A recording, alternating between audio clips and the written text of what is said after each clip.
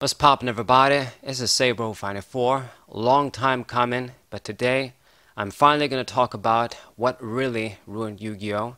At least for old school players like me, because I know some players like it the way it is today and think it's okay. I disagree, but either way, I was inspired to talk about this finally after I saw a thread on GameFAQs. People were talking about it's hand traps that really ruined Yu-Gi-Oh! And no, it's not hand traps. It's not synchros, it's not XYZs. Pendulums, sort of, but we'll touch upon that later. What really ruined Yu-Gi-Oh! And I don't care if anybody wants to disagree, tell me I'm wrong. This is 100% the reason, no question.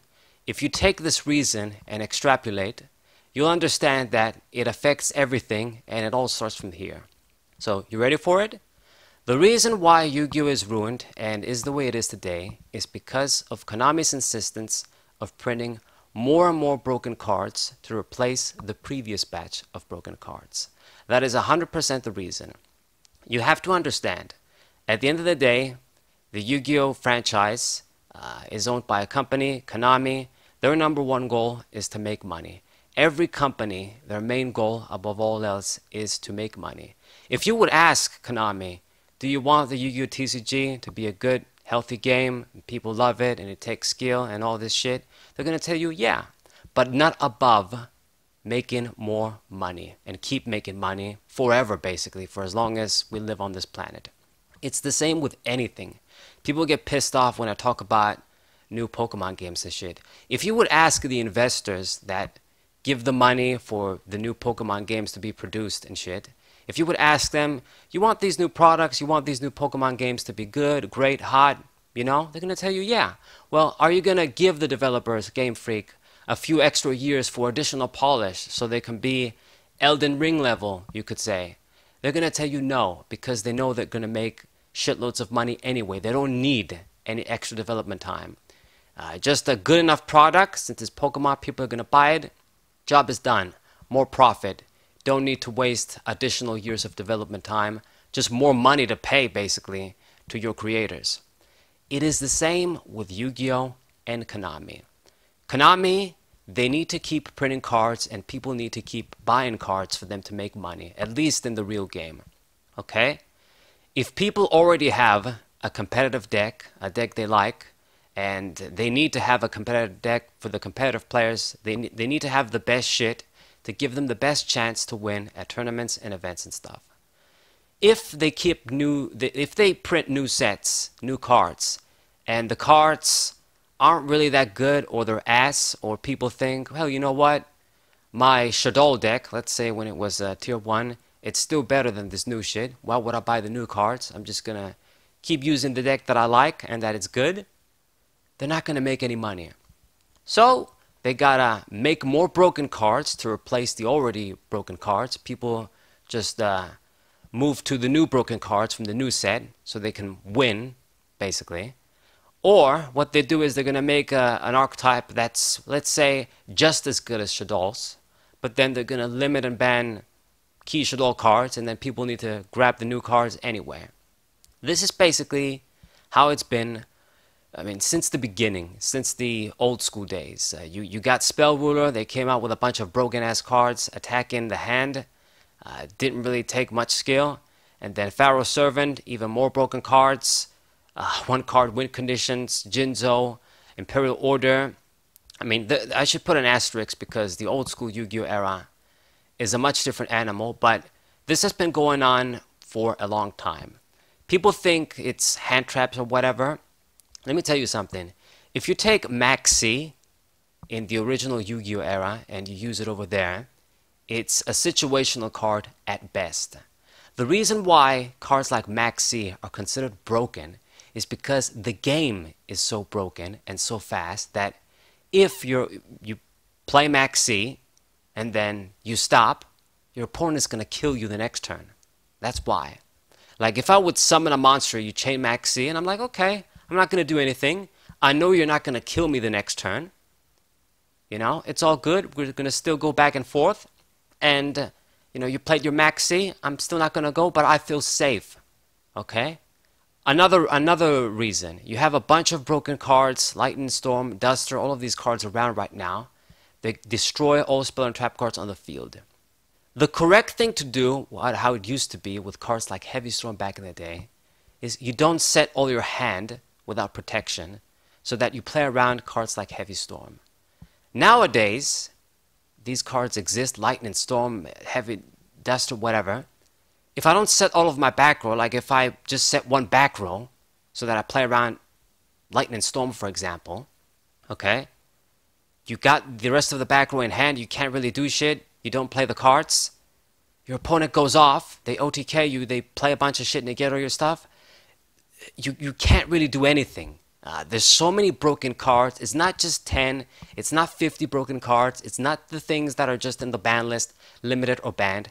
You have 1,000 of broken cards at this point. Cards with a multitude of effects, basically giving you a plus when you play them, giving you a plus when they go to the graveyard. You remove them from the graveyard, banish them, you gain an effect.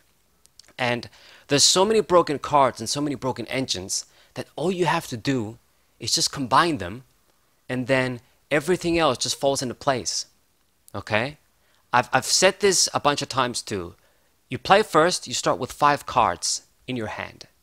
If all of the cards in your deck have a sort of effect where they summon themselves somehow for free, special summon or whatever, they give you a card that this next card they give you from the deck also does a similar thing.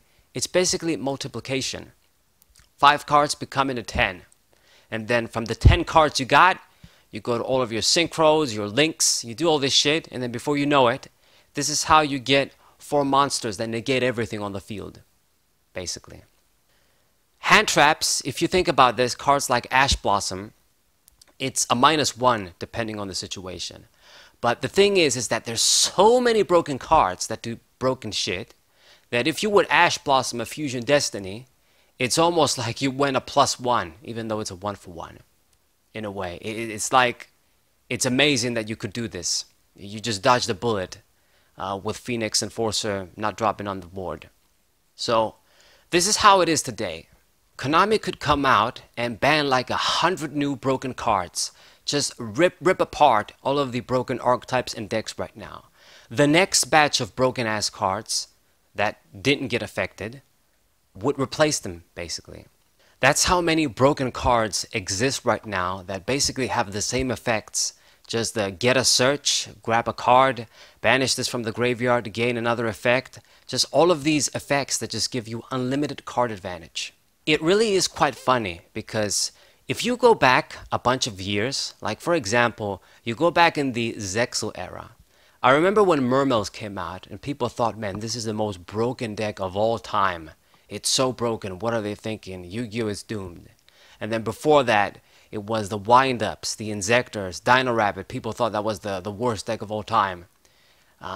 You go back and you look at it, you look at people saying these things. They weren't wrong in a way because it's just what power creep is. Compared to what already existed, how the game was being played. You know, Mermills were just so fast, so destructive. Give you so many effects. You search everything, all the unfair shit for free.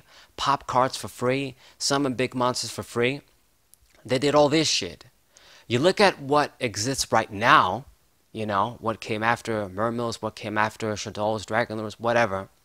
It just seems like those decks are weakling decks, you know? Once again, you look at stuff like Teledad. Teledad was considered tier 0 back then. But Teledad, you know, you get your best setup with Teledad, get your Stardust Dragon, your Dark Arm Dragons, whatever. You could OTK if you had the right cards at the drop of a hat, 100%. But if you were playing first, you weren't having a bunch of monsters that were going to negate everything your opponent does. Like if your opponent would play Gladiator Beasts, they didn't lose the game immediately. They could still summon their monsters at their back row and still proceed and have a chance to do something. Teledad had the Solemn Judgments, but that's it, and Stardust Dragon. They weren't going to prevent you from doing anything at all throughout the whole game, basically. You didn't auto-lose from turn 1. And that deck was considered tier 0 because back then, in those standards, the cards, the stuff you could do was just really fast and really broken at the time. This is where we are today. People want to talk about skill and that Yu-Gi-Oh still takes skill and stuff. To some extent, yes, it's always going to take a bunch of skill, a little bit of skill, let's just say. But having a bunch of cheating cards at the right time when your opponent doesn't have the right answers is always going to overrule skill. You want to talk about skill. Skill is two players playing chess, same pieces. If you made a mistake, even one, your opponent made no mistakes, they won. That's basically skill. Okay? You take a chess player, you teach him the rules of Yu-Gi-Oh, tell him, okay, these are the broken decks, these are the broken cards, you do this. You give them a few months, maybe they'll win an event. Even if it's just a regional, maybe they'll do something. But you take a Yu-Gi-Oh player, and then you teach him how to play chess, they're not going to become a chess champion, a master level chess player in a few months. That's what skill is all about. Yu-Gi-Oh, there's so many broken cards that exist, so many just cards in general that are around, that you cannot account for everything. Whatever play you make, okay, you try and make the correct play, it could be the wrong play at the end of the day, depending on what your opponent has. You know, you try to play around Duster, you don't set your back row, your opponent didn't have it, they activate all of their effects, you kept your solemn strike in hand, you bit the ass. Or you set your shit, your opponent plays Duster, there goes your back row, you're still going to lose anyway. Okay? The history of how broken cards got printed in Yu-Gi-Oh! It's like this. They started in the beginning with a lot of broken cards with crazy effects in the original Yu-Gi-Oh! Era. Experimenting, still, you know, not knowing everything, perhaps. Some cards, maybe they realized, okay, it's a mistake. The ban list system started, a bunch of cards got banned. Chaos and Dragon, Yaragarasu, all those cards. And then things slowed down. You know, it's like the game reset itself in the GX era, you could say. It's like the game started from the beginning again. But then slowly, you go into the 5Ds era, you go to Zexo era, you go to Arc 5 era, just things got more and more broken. Broken cards keep on coming, keep on coming. Then you go to Arc 5. Arc 5 was so broken because of the pendulums, how they were before the rules changed, the original mechanics of pendulums. They were so broken because of all the free monsters you could get turn after turn, for free basically, like you had a freaking rekindling dimension fusion every turn. So what did they do? Well, we gotta make the other cards broken too. Gotta make the regular archetypes like fusion decks, synchro decks, whatever, give them a million broken effects to match them. They realized they fucked up, they changed the rules with the pendulums, but all of the broken cards already existed now. So what they're gonna do? Well, we gotta make more archetypes just as strong as Burning Abyss and Shadows and whatever. So they kept at it. You get the Dragon Maids, you get the whatever the fuck, I don't know, the Punk, you get Phantom Knights, Virtual World, whatever the fuck, just you name it, Adamancipator. All of these cards, they do the same old shit. They summon themselves for free, give you pluses, and then you got the other cards that give you different pluses. They go to the graveyard, they give you a plus, they let you summon, they give you a plus. A multitude of effects that keep giving you pluses. Okay? Oh, you know what? You want to get the Synchro Quasar Dragon easily. It's difficult, too many materials needed and too limiting of a summoning condition. You know what? Let's give them Junk Speeder. You summon this dude, you get a bunch of 5 tuners. It's on the plate right now. You get your tuners, you get all of your monsters for free through one effect. And now you can just synchro summon a bunch more times. You're going to get your Quasar out. You're going to get your Shooting Majestic, Savior Dragon, whatever the fuck out. Easily. Okay? So that people buy those cards. You look at the fusion cards today. Oh, you know what? It's too difficult to fusion summon. You get minus from the hand. You know what? Here's some fusion cards that let you fusion summon from the deck. Here's Shadow Fusion. Here's Red Eyes Fusion. Fusion Destiny for the D Heroes. Brilliant Fusion. Here's these cards. Oh, you know what? Well, we need 2 monsters to XYZ, rank 4 or whatever. You know what? Let's make an archetype that just summons XYZs with 1 monster. Here comes the Zodiacs. Here's these cards. And on and on and on to where we are today. It doesn't matter if they would ban like 100 different cards. 200 cards. They put them on the ban list. Limit cards, whatever. The game would not change that much. Maybe it would change. I'm not going to say like if they ban 200 of the broken cards of the day, nothing was going to happen. But then it's going to be the other decks, like the tier 2 broken decks, that are going to replace the tier 0 and the tier 1 decks of today. Okay? And then people think about it's damn hand traps. Well, if we take away all of the hand traps, then all of the broken shit archetype decks just can do everything 100% for free right now. I mean, I'm of the opinion that hand traps are not enough to fix Yu-Gi-Oh! As it is. But if you take all of this shit away, like, your opponent basically playing first using these broken decks just can do everything for free, basically. Which is still the case if you don't see a hand trap, but you guys understand what I mean. Then you're in a different position though. You use some of these stupid-ass, generic-ass degenerate decks, and what happens? If your opponent has a bunch of hand traps, they stop all your plays and then you can't do anything, you're left with a combo piece that's useless on its own. And then your opponent is playing a deck like Sky Strikers, where it's just a very self-sufficient deck. You don't gotta do like 50 combos to get all of your card advantage and broken effects. And then that's why you get people saying, man, hand traps ruined Yu-Gi-Oh! It's not one or the other, because there's no way to win. It's such a broken clusterfuck that trying to do one little thing just to fix everything, it's like trying to wash away blood with blood. I don't know how to explain it. You print the hand traps and all this shit to stop the broken shit, then that affects like the weak ass decks. Now they can't do, they're even in a worse position than they were before with hand traps. And then the hand traps don't always stop the tier 0 shit. And this is why the game is a clusterfuck. And then the other damn thing is that because Yu-Gi-Oh! Is not a rotation-based game, you get all of the new broken stuff, and then you get all of the old broken stuff too.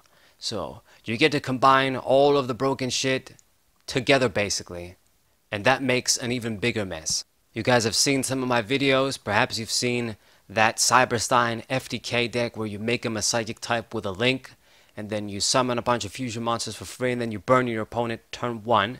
That is an FTK possible by the combination of old broken cards and all of the new broken cards. That's just one example. You know the damn game is fucked up when once upon a time there used to be a debate of which is the better card, of is it Maxi or Effect Veiler. Once upon a time Maxi and Effect Veiler were side deck cards, and you didn't even run 3 of them, you didn't even max them out. You maybe ran like 2 of each, or 2 of one and then 1 of the other, that sort of thing. Nowadays people are just going to say, oh, Maxi, you just definitely run it at 3 in your deck, you gotta max it out. Same with Ash Blossom or whatever, which creates a different problem. If I'm trying to use, let's say, a more tier 2, more mediocre deck, let's just say I'm trying to use D-Heroes, trying to use D-Draw. How the fuck am I going to make D-Draw live if I gotta replace 6 D-Heroes that will be on the deck, 6 D-Hero targets for the hand traps, in case my opponent does the broken shit and I need to have an out? That just destroys deck construction, creative deck building, and just having a balanced deck. So it is an entire clusterfuck that you can't win no matter what you do.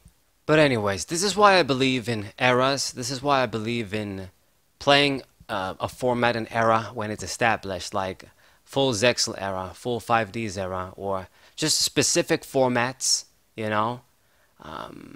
I just seriously think that, yeah, Zexal era, it does have a lot of bullshit, but after it got towards the end, 2014, when they banned Unlimited, most of the problem cards they printed, and you had a variety of different playable decks on an even level, let's say.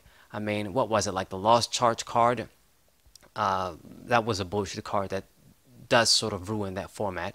But you take that out of the picture, you know, that was a pretty good format. It was when we got into the Arc 5 that just really the game went fully out of control. You know, with Duelist Alliance, Shadol's Burning Abyss, Tellarknights just made everything irrelevant. It was just a new era of power creep. And then it just went from there. All of the decks and the archetypes just followed suit. You have all of your cards that float. Your whole deck is basically a freaking floater. And then you have floaters with a multitude of effects and a multitude of ways to float. Like you got your one monster that's gonna give you a search when it's summoned, and then you remove it from the graveyard to gain another plus, another search or whatever. You know, you get into this position, and like I've said, it's no wonder you start with 5 cards. You can make it into 10 on your first turn, and then you summon all of the extra deck monsters for free. Look at the fucking Sword Soul cards. What the fuck they do? They've got the dude that summons himself, gives you a freaking token, so you go to your synchro, okay?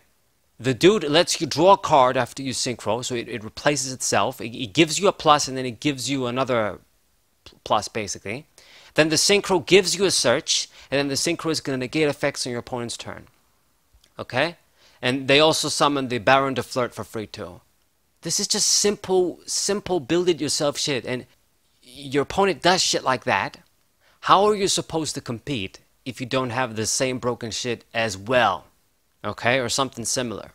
You don't.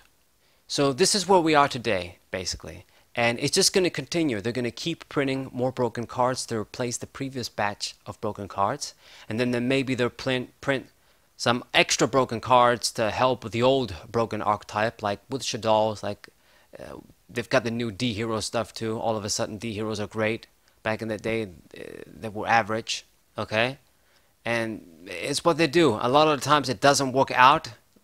You got Gladiator Beast, you got Firefist, they print new stuff. You're thinking, okay, I'm going to buy it, it's going to improve the deck. It doesn't improve the deck that much, because there's just other shit that's even more broken. And it's just a machine. Printing cards, make you buy them. I mean, they gotta make more broken cards if they're gonna keep making people buy them. If they make weak ass cards, most people aren't gonna care. Okay? But anyway, I went all over the place. This wasn't a structured rant at all, as I originally intended. But I think you guys must have gotten the idea. But definitely don't think it's just synchros or hand traps or whatever, or just one single little aspect, because it's not it. I mean, there's a lot of great ideas they thought of, and a lot of great card designs they thought of that came really late in the game. Like you look at Twin Twisters, it came in the Arc 5 era. Cost, pop 2 Spiller Trap cards, much more balanced than something like Harpies for the Dust or Heavy Storm. Okay, they came in a lot later era. But the thing is, for every great idea, every great card design, there's a bunch of other broken, stupid ones. Okay? And that's why the game becomes a mess. You look at something like Destroyer Phoenix Enforcer. Why does that card need to have so many broken effects on top of all the broken effects it has? Reviving for free, popping a card every turn, synergizes perfectly with his reviving effect. It has to decrease your opponent's attack too, for every hero monster in your graveyard. All of this shit, okay?